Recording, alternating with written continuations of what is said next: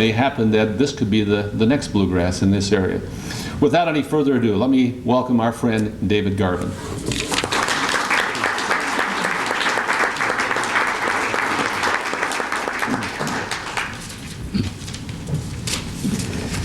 You know, it's generally considered in business that the two most important reasons, or the two key reasons that businesses fail, are number one, lack of good management, and number two, lack of good financial backing or financial planning.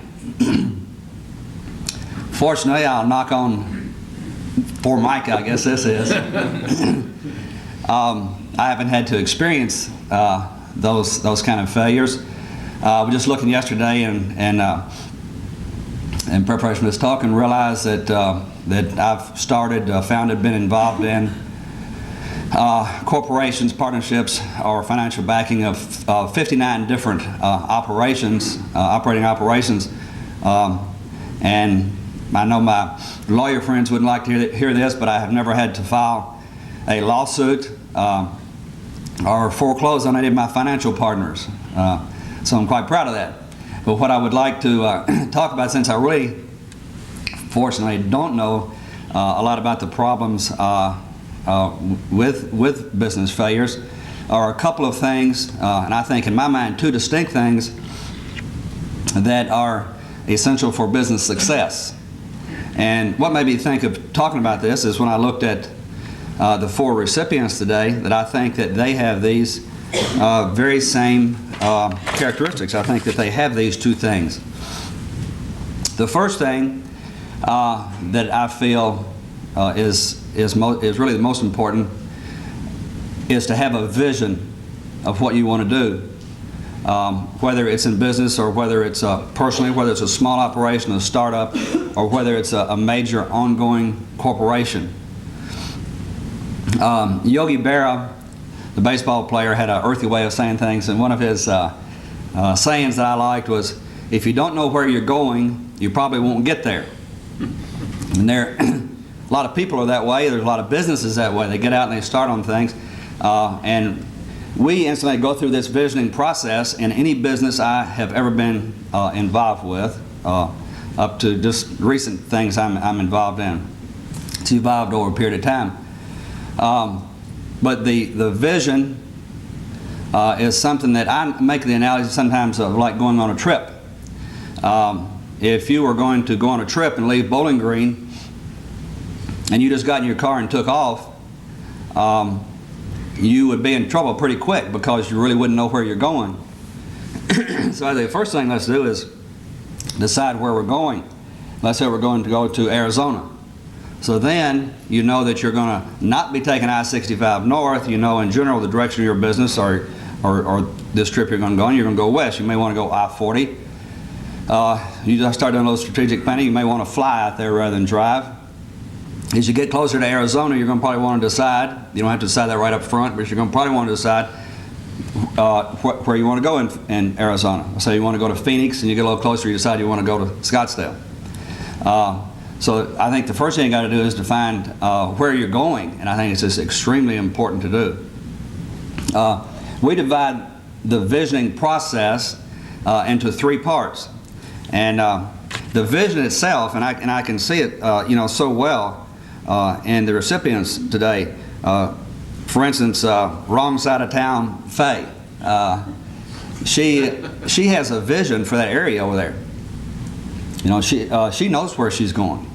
That may sound like a simple thing, but a lot of people really don't. Also, I mean, I know that Gene has that same sort of vision, and I don't know Ronald that well, but I'm sure that he does, as does Mary. But we divide that into three parts so you can define it, and I think this is very important. The first part of having a vision, of knowing where you want to go, we define these very clearly. It may sound like apple pie, but we always do it, and I believe in it strongly, is to define your values. The values is the first thing. Those are the fundamental beliefs that you have, the things that are the most important to you in your life, and particularly as it relates to this particular project or business or what you want to achieve. Values have not anything necessarily, and usually don't have anything to do with what it is that you're trying to do. It doesn't have anything to do with cleaning up over around Browns Lock Road. What it has to do with is what your fundamental beliefs are. And you sit down and think about those sometimes. I know those in companies that I've been involved with have done many times. They're usually different, but that model of mine will have something to do with honesty and integrity, because that's the way that we're going to do business, and the way that the people that we hire. This has to do a lot with the people that you end up associating yourself with in management as you go through. Another one might be respect for the individual. One of IBM's credos over all the years. It's one that I have, because I believe in equal opportunity for the people that are involved in the operation, whether they're male or female, black or white, Hispanic or whatever, judged on ability only. If I get somebody into a company that I'm involved in that doesn't have those same beliefs, sooner or later we're going to have problems. So we just ferret those things right out up front and talk about them in the interview process. Another one that I particularly, and these are basic beliefs, is a belief that everyone in an organization should be an innovator. That innovation is not left up to necessarily the leaders of the company. It should go all the way down to the lowest level, which is incidentally where it normally comes from, is the people really doing the work. But that's the first thing is that we do, Clyde. We define the values. That's in this visioning process. Okay, the second thing that we do is we take those values in and translate them into a mission. And we state it very simply. Let's try to keep our mission under 10 words. And the mission is defined as what we aspire to be. And we put specific definitions on what we aspire to be. Also, we call it the big dream. You know, state what the dream is that you've got and know what it is. And then after we have defined the second part of the vision, which is the mission, then you must translate that into goals. But it doesn't have to be anything complicated. We normally limit our goals to, regardless of the size of the operation, big or small, to no more than 4 goals. Broad range goals that everybody in the operation can understand. The goals are defined as what we are dedicated to achieve. That's the things that probably before UK plays Massachusetts on Saturday night, may be out of your hands. Sometimes you may call it heart or grit. For a racehorse, like this horse that we got that is going to be one of the favorites in the Derby, what they talk about that heart now, he didn't have particularly impressive, he doesn't have a particularly impressive physical presence.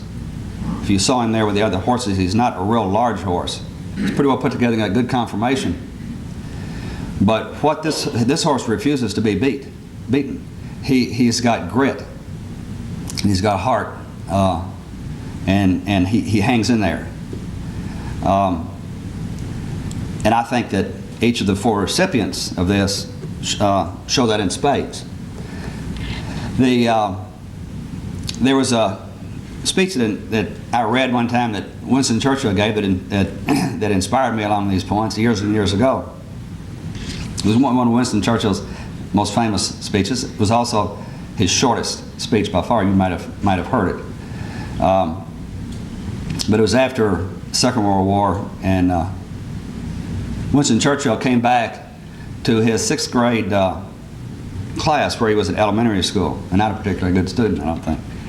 But he came back as a world leader, considered one of the greatest leaders of 20th century, war leader, a great writer, great artist, and was one of the first public speeches that he had given after the war and all. And he came to this 6th grade class, and the media was there, and I mean they were all across the back. They said they was everywhere, and all this little classes in here, and they get up and make the introductions. And I think the Prime Minister introduced Winston Churchill because I think at that time, whoever was a high-ranking person introduced him. And he said Winston Churchill is going to give you he's going to tell you, make a speech, he's going to tell you the keys to his success. And he got up and he said 7 words and sat down.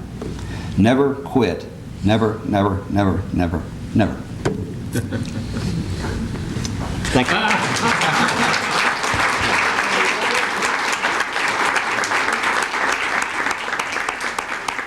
Oh, David, that's great. That is great. Excellent. Thank you very much. Good to have you here.